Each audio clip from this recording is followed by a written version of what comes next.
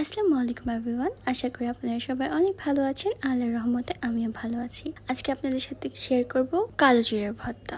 কালো জিরা কিন্তু আমাদের শরীরের জন্য অনেক উপকারী। আপনারা চাইলে এটা কাঁচাও খেতে পারেন চাবিয়ে, বাট এটা খুবই তিতা লাগে। তাই আমার কাছে মনে হয় ভর্তা হিসেবে খেলে এটা শরীরের জন্য যেমন উপকারী, খেতেও কিন্তু অনেক মজা লাগে। তো এই জন্য প্রথমেই আমরা অনেকগুলো পেঁয়াজ, রসুন, কাঁচামরিচ আর শুকনো মরিচ টেলে নিয়েছি। তারপরে কালো জিরাগুলো সুন্দর করে টেলে নিব। কালো জিরা টালা হয়েছে কিনা বোঝা যায় যখন এগুলো পপকর্নের মতন টাস টাস করে ফুটতে শুরু করে, তখনই বোঝা যায়। প্রথমেই আমরা তেলে রাখা পেঁয়াজ, রসুন, শুকনো মরিচ, কাঁচামরিচগুলো পাটার মধ্যে সুন্দর করে বেটে তার মধ্যে আমরা কালো জিরাগুলো দিয়ে দিব। তারপর সুন্দর করে বেটে নিব।